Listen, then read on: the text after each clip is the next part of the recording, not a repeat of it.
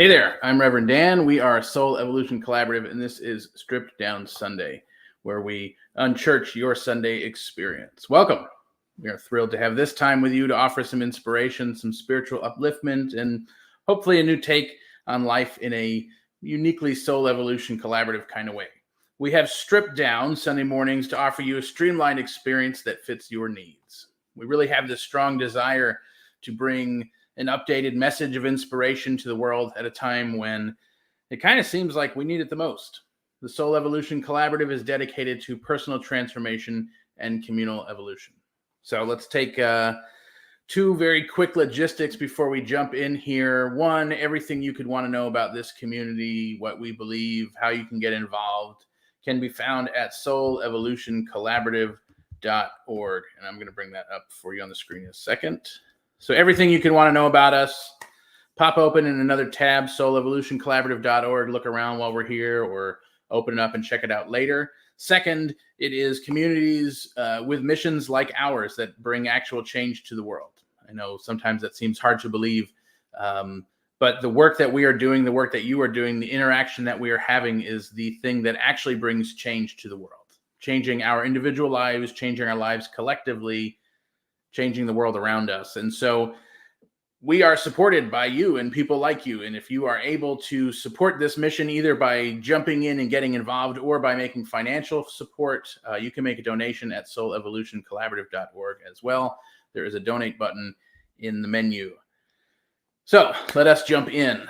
This week, we are in week 2 of our month-long series on relationships. Last week was all about the relationship we have with ourselves.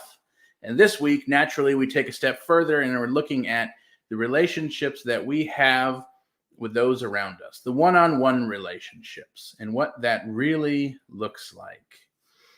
So I thought we would bring it back to some real principle today.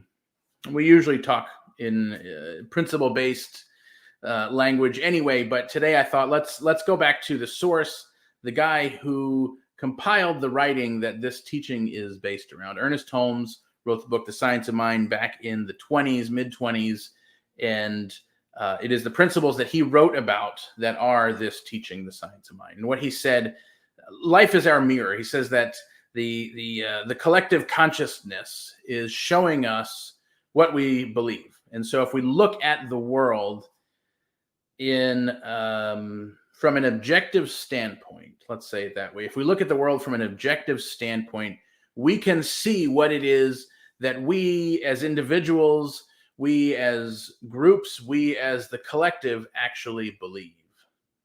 He says, we are surrounded by a subjective intelligence, which receives the impress of our thought that acts upon it.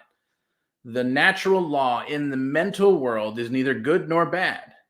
It can only be said of it that it is, and that we may consciously use it.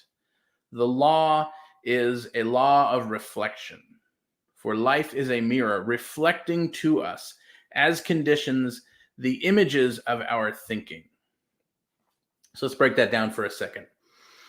We are surrounded by a subjective intelligence, which receives the impress of our thought upon it. There is an intelligence around us that does not have a decision-making power of its own. There is this universal law that creates. That is all it does. You put something in and it pumps out. But this thing is also the storehouse of belief, of memory, of the entire history of experience of life. And so things that get put in get filtered through this collective consciousness that is stored there. It's the reason we don't all win the lottery every time we play and use the power of our thought to go, this time I'm going to win the lottery, because there is this amassed collection of thoughts that are like, yeah, okay, I'd never win the lottery. Not ever, right? We have this unconscious belief in how impossible it would be to win the lottery. And so really very few people actually end up winning the lottery. As an example that kind of falls short at some point, but you get the idea. And so from here, the nature of this law is not it's not good or bad. It doesn't pick good things and not bad things. It doesn't choose. It just is. Life, the way life happens, just is. But the way life happens is, in fact, a reflection. It is mirroring to us based on what we, as a collective and as individuals, consciously and unconsciously hold as our beliefs. And so the way that life shows up is the way we actually, the sum total, the lowest common denominator of what we think life should be or is, based on our collective belief. And if you've been kind of paying attention, mildly paying attention recently, you know that that's kind of a hard pill to swallow in the moment, that the mess, that's the word that comes to mind, the mess that we find ourselves in currently, at least in the United States, I think fairly globally, there is a lot of division and distrust and divisiveness and pitting this group against this group. And so there is this invitation within this mirroring, right? When we see life for the truth of what it is, let's compare that to, I think, the more traditional belief that there is somewhere a power out there that is choosing what to happen. It is choosing things that are good and choosing things that are bad and making them happen to us, making them happen to people in this life. What we have here in the science of mind is a very different perception of life when we actually take that objective look. It's not a to us. There is not something out there making decisions about us. There is a collection of the beliefs that have ever been held, that have ever been had, and the process that we are all living through to pick our way through those beliefs and decide which ones we still believe or not, and what we are seeing happening. If you listen, if you are looking closely enough, if you listen to what's happening, you are seeing the surfacing of the beliefs that for years, for decades, in many, many ways, for lifetimes, the collective, the vast majority of the collective has been saying, we believe this, except we haven't necessarily as a whole been doing this from the perspective of that very universal power that lies within us. We've been doing this from this perspective of life happening to us. I believe this, but why is life happening to us this way?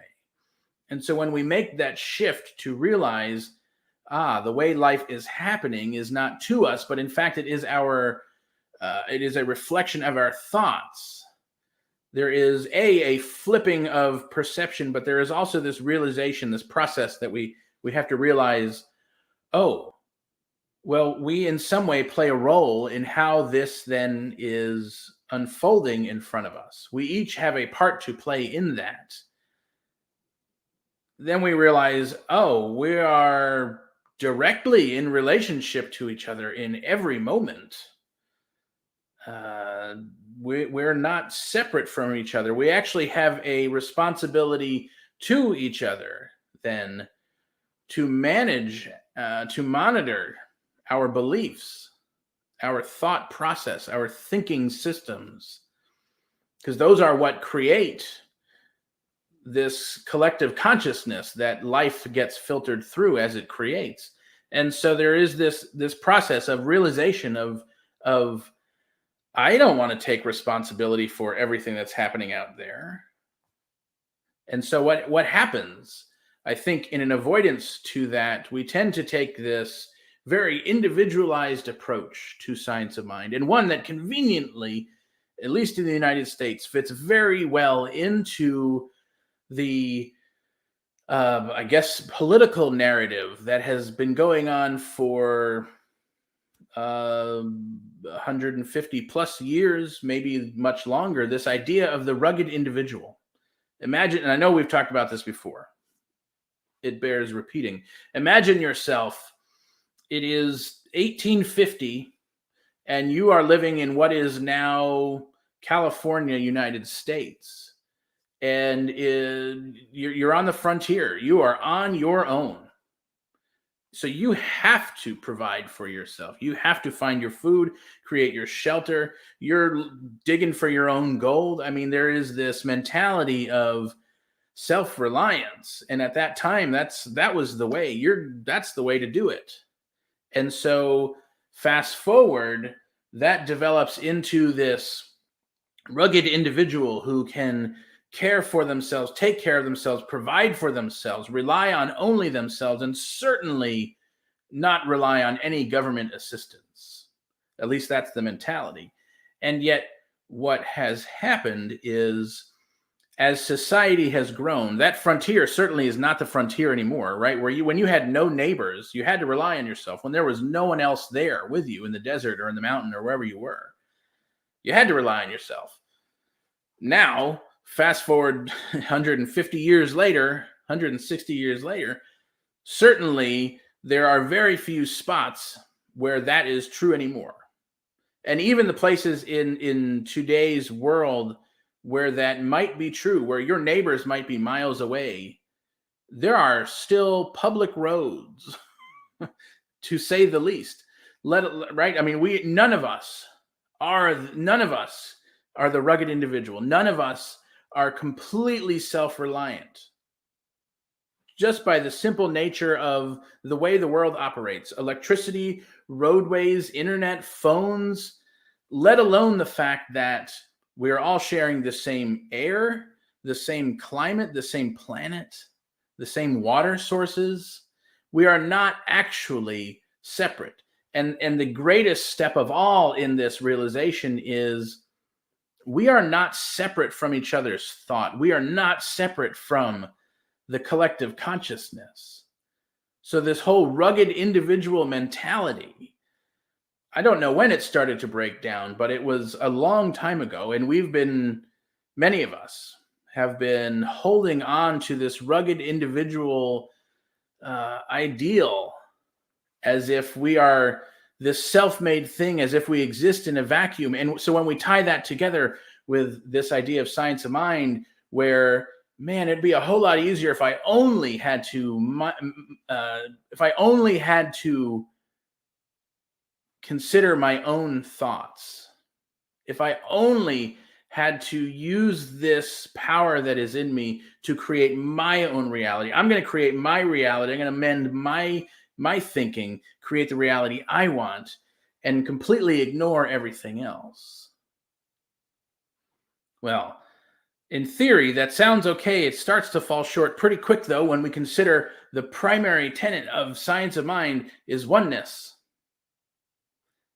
Okay, so we have me here with my blinders on and my experience. But we've just said how deeply connected we are, even within this physical experience. So it doesn't really work out so well if we're considering me and my experience and oneness. Well, then we have me and my experience here in this thing, and everything else gets pushed aside. And I feel like that's an example we're using on like a weekly basis at this point. This idea that like you can't have you and your oneness and then everything else. That's the definition of duality, which opposes oneness. And so when and if we decide to believe and say we believe in oneness, we can't have two separate realities. And that, if and when we listen to the world around us, that is exactly what is showing up in all of our relationships, in every type of relationship.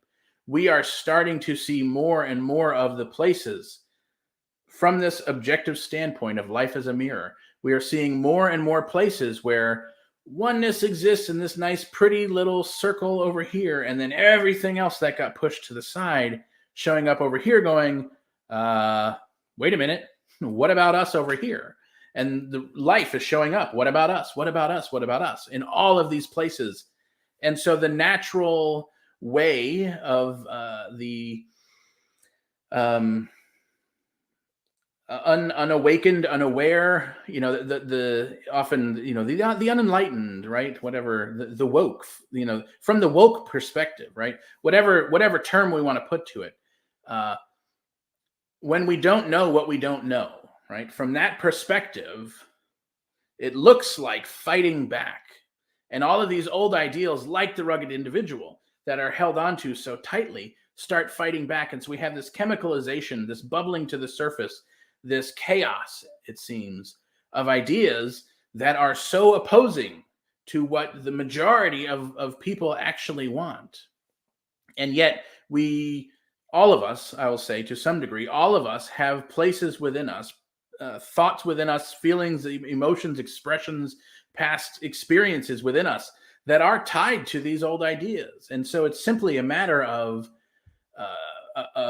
allowing ourselves to evolve our awareness, right? Holmes, let's go back to him for a second. Holmes says, there is no power in the universe that having created, he says, man, let's say life, that having created life wishes to destroy life. There is no power in the universe that having created life wishes to destroy life. God, life, is good. There is nothing in the universe that conspire against life but us. There's nothing in the universe that can conspire against us but us. And so all of the bubbling to the surface is this misunderstanding. It is those of us who have clung so tightly to ideas that don't serve us anymore, clung so tightly to ideas that seem to oppose the common good or the greater good. There is a fighting back.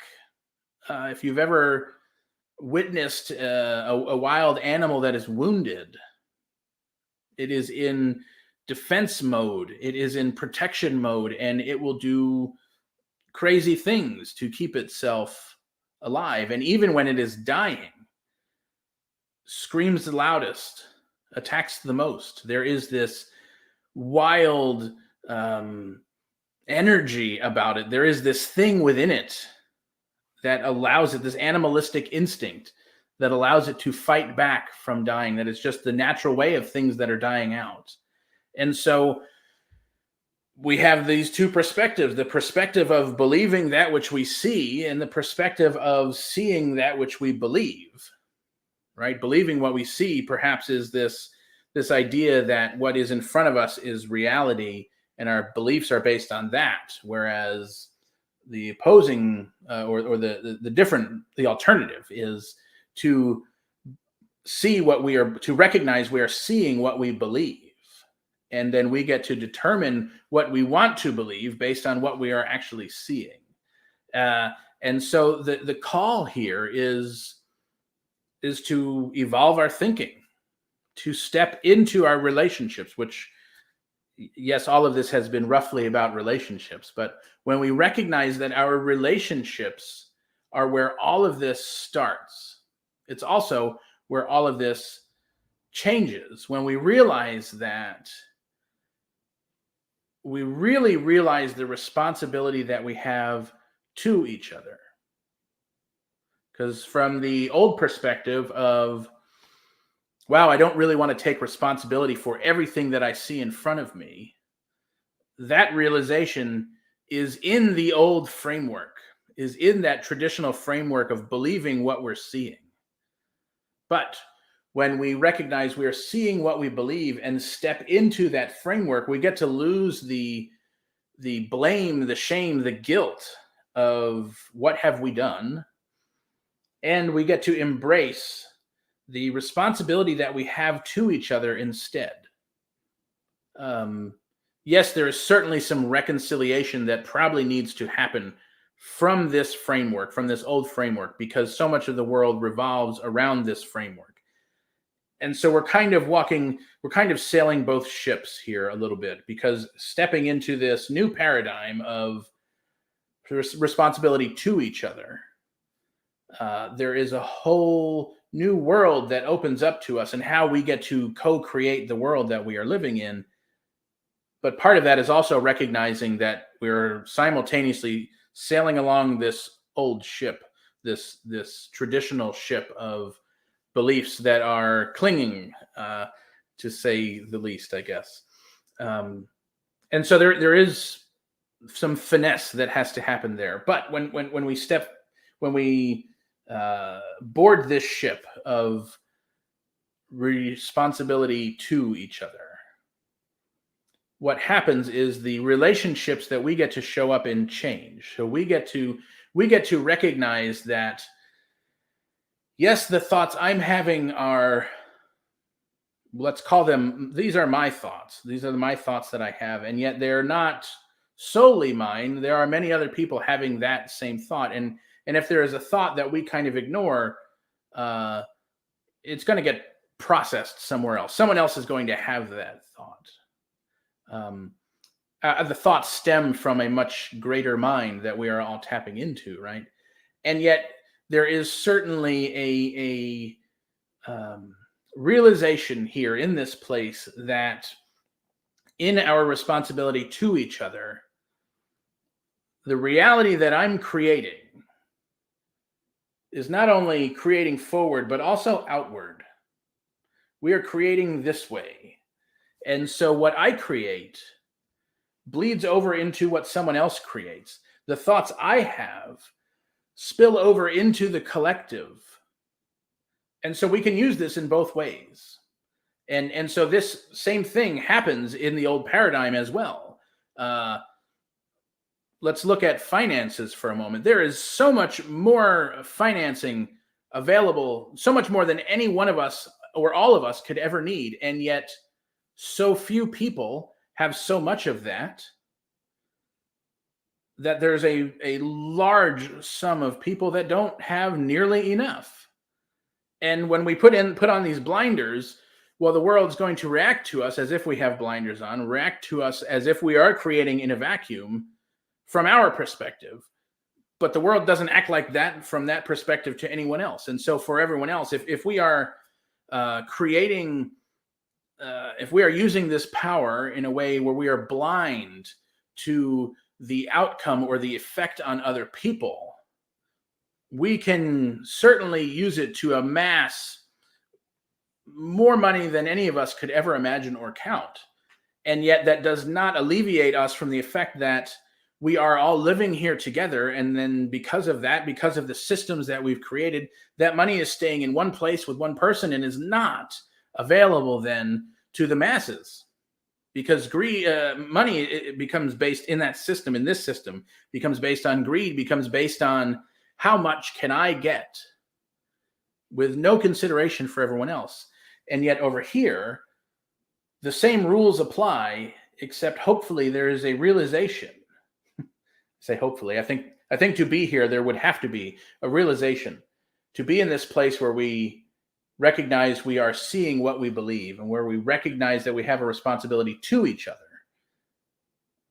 There has to be a realization that says, money doesn't necessarily actually make you anything. You are not any more of a person because you have money. And in fact, you're not any less of a person if you don't have money. You are completely valuable, the same amount of value, no matter how much money you have. And so being in this together, we might as well create a system where it works for everyone, where everyone has all of their needs taken care of. And so notice the language changes. We're not really talking about money anymore. And yet, if we have any system over here that's similar to what we have or had, money would probably be a part of it or something like that, in which it is spread completely evenly. Back to our relationships, right? So we see the relationship at a large scale. How does that play out between me and you, between our individual relationships? Well, it actually flips the whole thing around, because I think for many of us, we are taught to have one-on-one relationships from a place of benefit. What can I get out of this relationship? And even if that's not directly the part of that relationship on the surface, there is a belief in collective consciousness that says you should look for what you can get out of this relationship. And sometimes that shows up as direct, like ripping somebody off. I mean, that does happen in this current traditional fading paradigm. Other times in the unconscious, in our individual unconscious, that happens as a means of looking for a certain level of love or protection or being seen as a need, as a way of hiding, as a way of suppressing unrecognized stress or trauma or beliefs. And so often we enter into relationships looking for that other person to fulfill a parental role, something that was not met as a kid. We continuously look to have that need met, that emotional need. And until we recognize that to some degree and begin healing that to some degree, we continue blindly looking for that in other places. And so we have relationships based out of what can I get out of this relationship, rather than what responsibility do we have to each other in these relationships.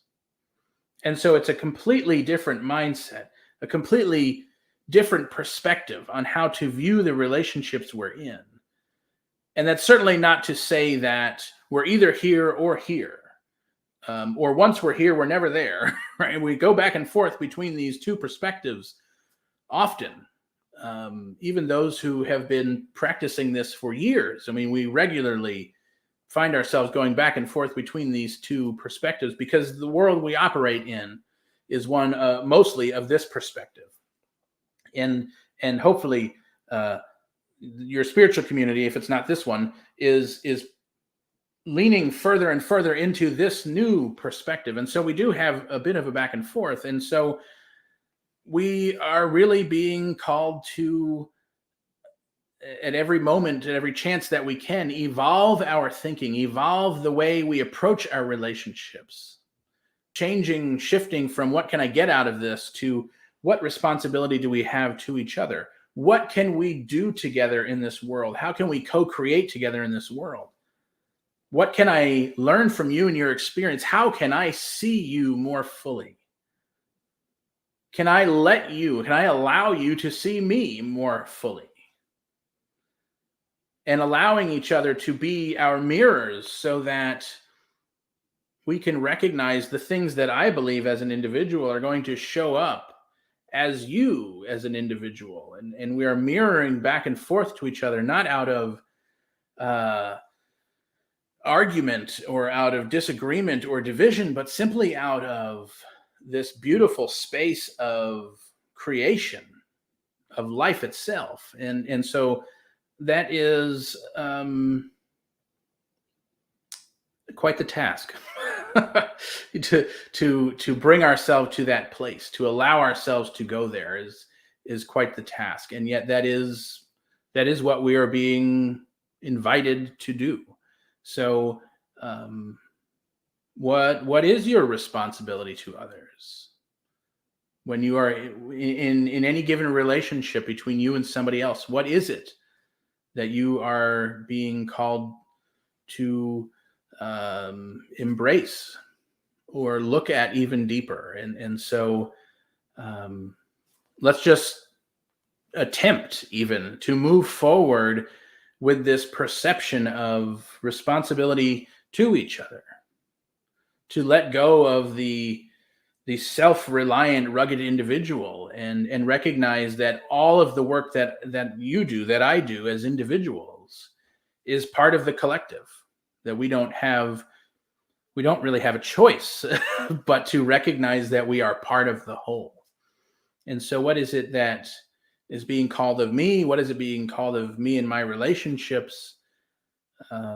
What is it that is being asked of you? How can you be in responsibility to those around you? So we'll just breathe and let that settle. I know that's probably, even if it's not new, this feels like the millionth time, just in different words, saying this again and again and again. And yet I'm saying it just as much for me as I am for anyone else, any of you listening and watching. It's like we constantly need the reminder,